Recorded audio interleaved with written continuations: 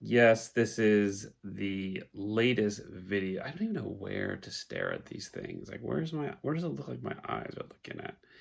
Anyway, this is the next video. Even though Gavin Newsom, our governor, closed down everything, goalkeeping practice was still happening. So Maxie and I went out into the fields.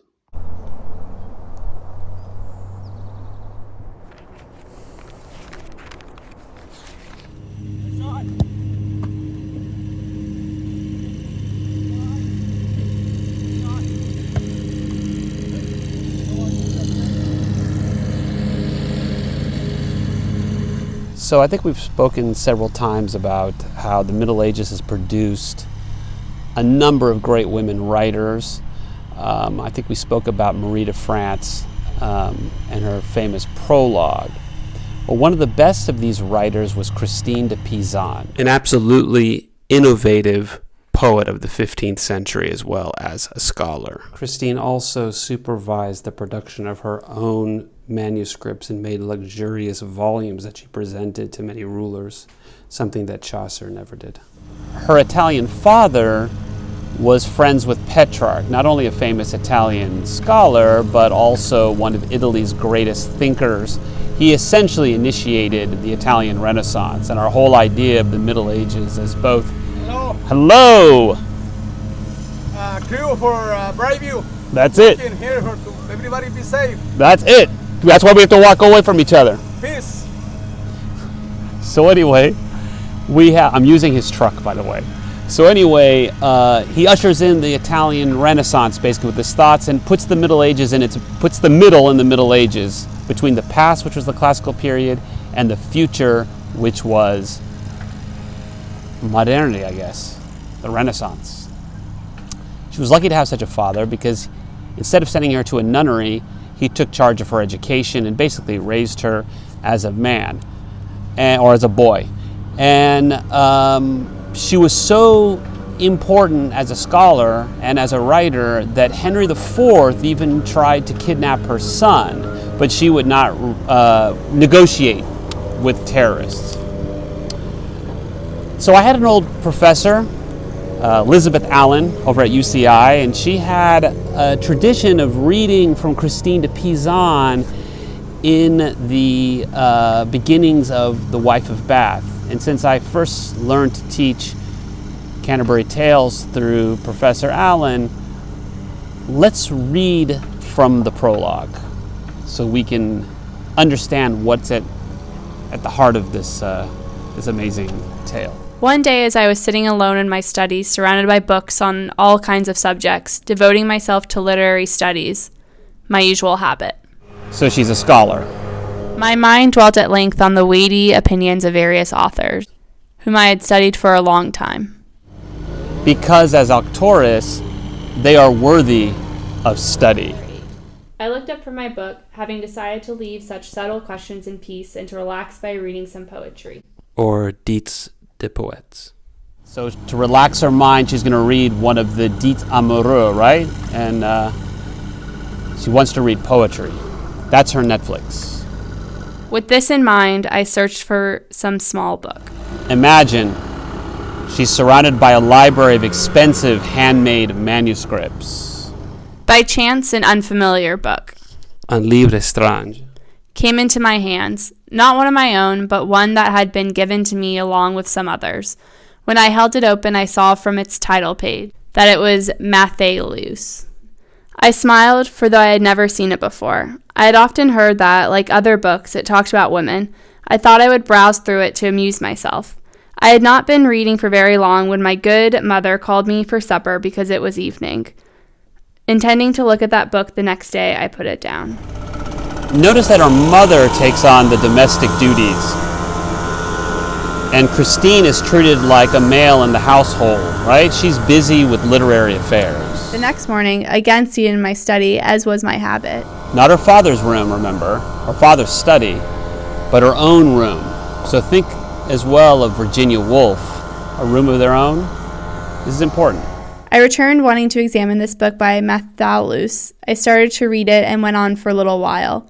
Because the subject matter, or matière, seem to me not very pleasant for people who do not like lies, and of no use in developing virtue or manners, given its lack of integrity of language or diction, or parole, and subject matter or material, or matière. She's now critiquing its literary value. I put it down in order to turn my attention to more elevated and useful study. But just looking at this book, even though it was of no authority, made me wonder how it happened that so many men, including learned men, Think of Jenkins, the wife of Bath's fifth husband. have been and are so inclined to express both in speaking and in their treatises, and writing so many terrible insults about women and their behavior. Not only one or two, and not even just this malicious, for that book had a bad reputation and was intended as a joke. Or truffery. But more generally, judging from these treatises, of all the philosophers and poets, and from all the orators, it would take too long to mention their name. It seems that they all speak from one and the same mouth. They all agree on one conclusion, that the behavior of women is inclined to and full of every vice. And sin, right? Don't forget sin. Thinking deeply about these matters, I love that. She's a thinker. She's a scholar. I began to examine my character and conduct as a natural woman. She's thinking of nature, how nature forms and endows a woman with beauty and intelligence, right? This is what the natural woman means. What natura, the same nature you met in the Parliament of Fowls, how she creates a person without the class and status. And similarly, I considered other women, princesses, the middle and lower classes, who had graciously told me of their most private and intimate thoughts, She's interviewing them. hoping that I could judge impartially and in good conscience whether the testimony of so many notable men could be true. She's trying to be objective. To the best of my knowledge, no matter how long I confronted or dissected the problem, I could not see how their claims about women could be true when compared to the natural behavior and character of women. This is the sad part. And yet I still argued against women, saying that it would be impossible that so many famous men, such solemn scholars, possessed of such deep and great understanding, so clear-sighted in all things as it seemed. In other words, the auctores, and those writers who rely on their auctoritas, right? Their authority, their guarantee for speaking the truth, Could have spoken falsely on so many occasions that I could hardly find a book on morals where, even before I had read it in its entirety, I did not find several chapters or sections attacking women, no matter who the authority was. This reason alone, in short. And here she's evoking the need for brevitas, right? That's one of the rules of the host when he gives the rules of the game. Made me conclude that, although my intellect did not perceive my own great faults, and likewise those of other women, because of our simple nature and ignorance.